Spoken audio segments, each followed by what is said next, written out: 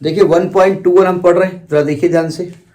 Question कह रहा है a uniformly charged conducting sphere of 2.4 metre diameter has a surface charge density is 80 microcoulomb per metre square.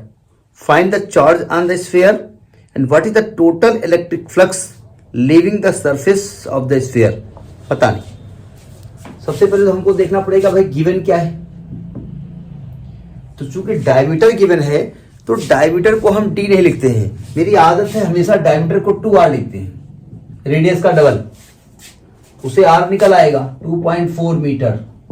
तो r की value दी है आपकी 1.2 मीटर, r की वैल्यू होगी आपका। फिर कह रहे हैं कि सरफेस चार्ज डेंसिटी को किससे इंडिकेट करते हैं, सिग्मा। सरफेस चार्ज डेंसिटी कितनी दी है 80 microcoulomb, 80 microcoulomb per metre square, यानी कि 80 into 10⁻⁻6 coulomb per metre square. तो आपसे कह रहे हैं कि भी सरफेस पे चार्ज निकालो। पहला पार्ट चार्ज निकालिए, क्यू की वैल्यू आपको निकालनी है।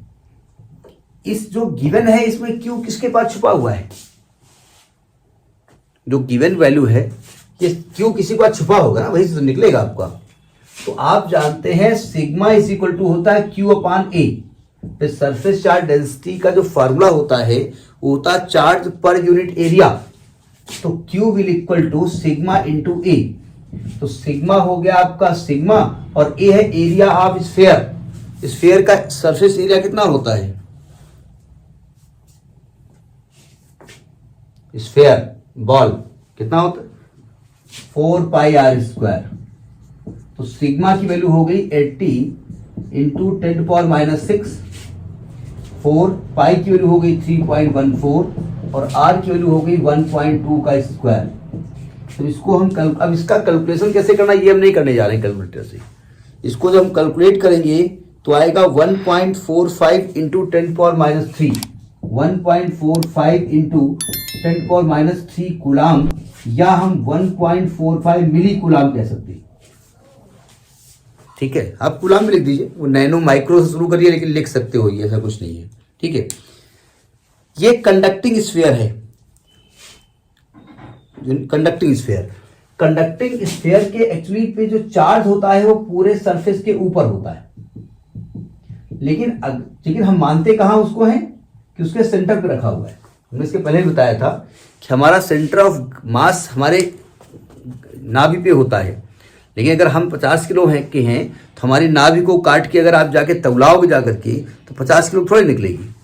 तो कहते हैं ये माना जाता है कि वहां पूरा मास है। तो टोटल फ्लक्स कहते हैं कितना पास हो रहा है। तो फ्लक्स पासिंग सेकेंड पार्ट आपसे पूछ रहा है।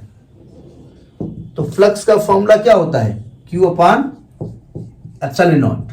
तो क्यू निकाल चुके हैं 1.45 इंटू 10⁻³ एप्सिलॉन नॉट की वैल्यू क्या होती है 8.85 इंटू 10⁻⁻12। देखो एक चीज और, हम ये लिखे तो दे रहे हैं लेकिन हम थोड़ा सा दिमाग लगा सकते हैं इसमें। ठीक है, कैसे, देखिए हम यहां से क्यू निकाल लें। ठीक है, यहां से क्यू रख दें, ये वाला क्यू। अरे ठीक है, रखो, क्या करना है, इतना तो हमें कैलकुलेशन आते ही आता है। इसको जब कैलकुलेट करेंगे तो आएगा आपका 1.6 इंटू 10⁻⁹। एक्चुअली ये कह रहे हैं कि 1/4πε0 होता है ना, कि वैल्यू क्या होती है 9 टू 10⁻⁹।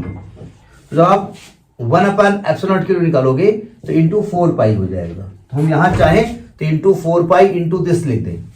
तो कैलकुलेशन तब भी करना पड़ेगा आपको, यह है यहाँ डिवाइड नहीं करना पड़ेगा। समझ में बात आ रही नहीं आ रही है, मतलब हम यहाँ से ε0 की वैल्यू 4π इंटू 9 इंटू 10⁻⁹ लिख सकते हैं 1/ε0।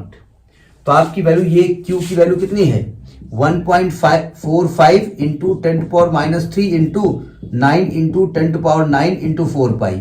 तो आपको डिवाइड नहीं करना पड़ेगा, मल्टीप्लाई तो भी करना पड़ेगा। तो इतने भयंकर मल्टीप्लाई से बेहतर ये है कि हम 1.45 को 8.85 से डिवाइड कर दें। तो इसको तो हम रखेंगे तो आएगा 1.6 इंटू 10⁸। अब यहां फ्लक्स का वेबर मत लिखिएगा क्योंकि वेबर मैग्नेटिक फील्ड में होता है, इसका यूनिट क्या होगा, न्यूटन मीटर स्क्वायर पर कूलम, न्यूटन मीटर स्क्वायर पर कूलम। तो ये आपका 1.21 हुआ, ठीक है।